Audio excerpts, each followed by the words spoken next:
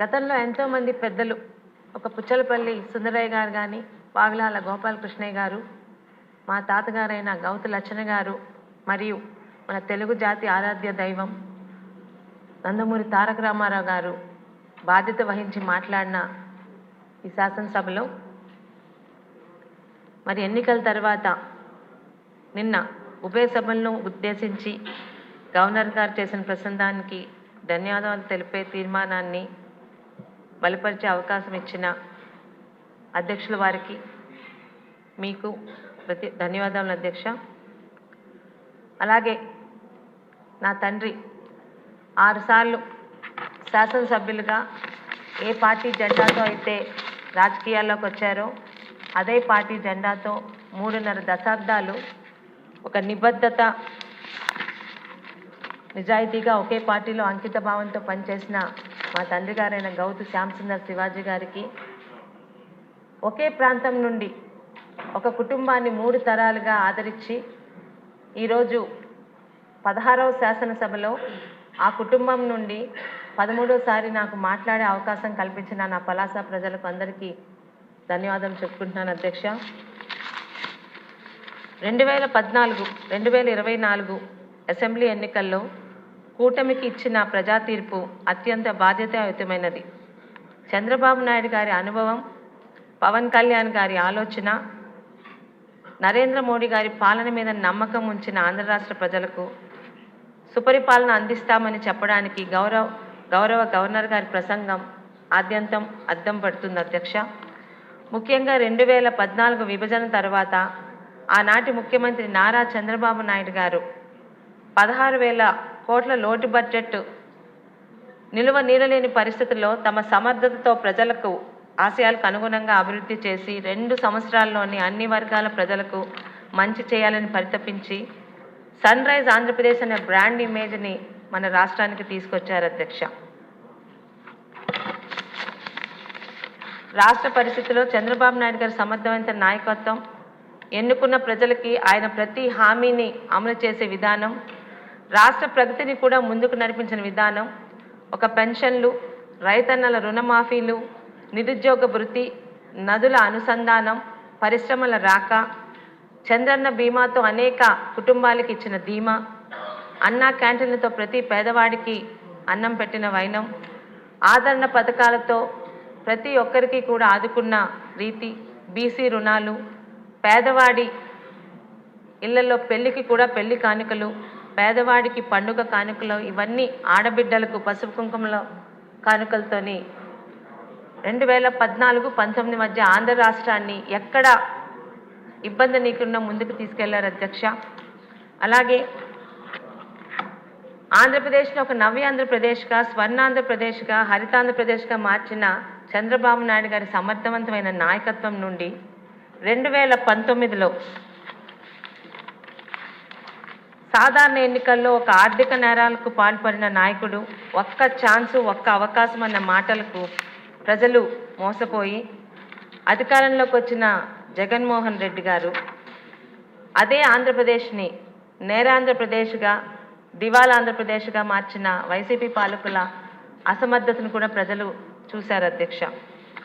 చెత్త నుండి సంపదను సృష్టించిన చంద్రబాబు నాయుడు గారి సమర్థవంతమైన నాయకత్వం చూసిన ప్రజలకు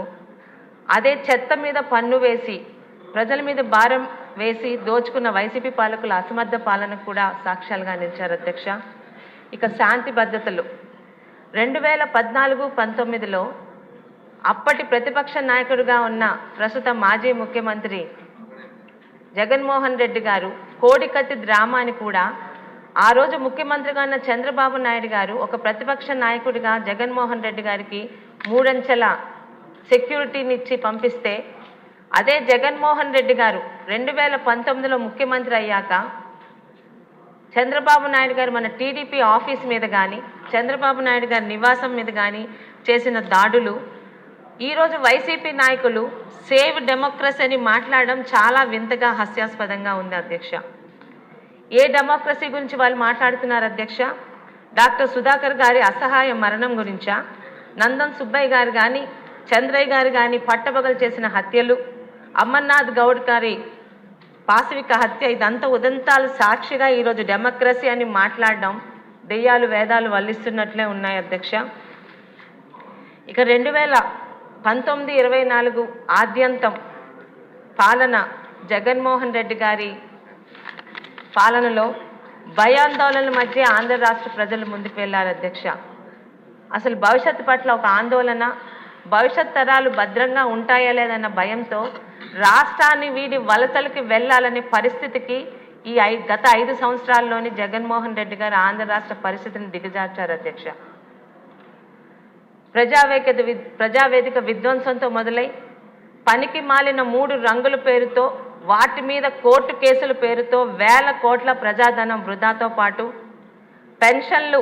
అమల్లోని కూడా మోసం, అనేక హామీలు అమల్లోని మడమ తిప్పుతూ ఎన్నడూ లేని విధంగా రాజధాని పేరుతో రాష్ట్రాన్ని ప్రాంతాల వారీగా విభజించి పాలించే కుట్రలు, డైవర్షన్ పాలిటిక్స్తో ప్రజల్ని తప్పుదోవ పట్టించడం, ముఖ్యంగా ఏ రోజు ఆంధ్ర రాష్ట్ర చరిత్రలో లేని హిందూ దేవాలయాల మీద దాడులతో ప్రజల్లో దేవాలయాలకే భద్రత లేనప్పుడు మన భద్రత ఏంటి అనే ఒక ఆందోళన సృష్టించారు అధ్యక్ష. వింత పోకడలతో దాడులతో రాష్ట్రానికి వచ్చిన పరిశ్రమలు రాకపోగా ఉన్న పరిశ్రమలు కూడా ఇక్కడ భద్రత లేదు అని రాష్ట్ర యువత భవిష్యత్తుని గందరగోళంలో పడేసేటట్టు ఇక్కడ ఉన్న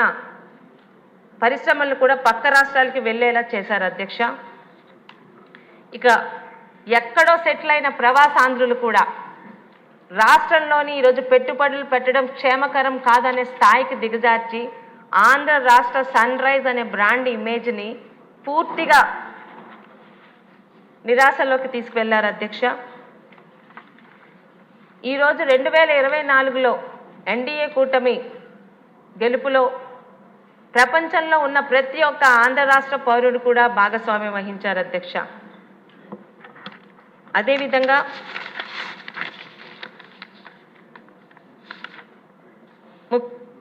రెండు 2024లో సరికొత్త ఆశలతో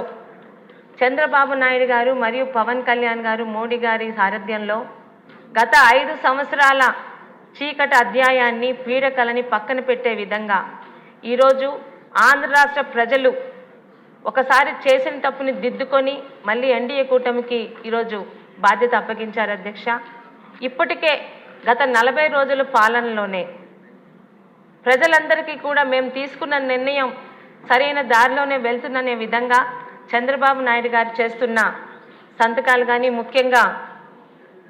అన్నా క్యాంటీన్లు, మెగా డిఎస్సి, నెల 1వ తారీఖునే ఉద్యోగస్తులకు జీతాలు ఇవ్వడాలు, పెన్షన్ల అమలు, అదేవిధంగా ల్యాండ్ టైటిల్ యాక్ట్ని తీసివేయడం నుంచి ప్రతి ఒక్కటి కూడా నైపుణ్య గణిత, ఉచిత ఇసుక, ఇవన్నీ కూడా ఈరోజు ప్రజల్లో ఈ ప్రభుత్వంలో మేము భద్రతగా ముందుకెళ్తామన్న నమ్మకం ప్రతిరోజు మనం ఈ 40 రోజులతో పాటు కలిగిస్తూ వచ్చాం అధ్యక్ష. ఈరోజు రాష్ట్ర పరిస్థితి గత 5 సంవత్సరాలు వైసీపీ పాలకులు చేసిన నష్టాన్ని ఈరోజు శ్వేతపత్రాల రూపంలో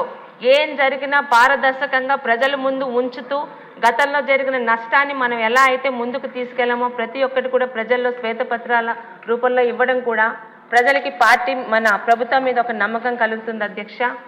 మరి ముఖ్యంగా ఈరోజు పెద్దలు కాలువ శ్రీనివాస్ గారు ప్రవేశపెట్టిన గవర్నర్ ప్రసంగానికి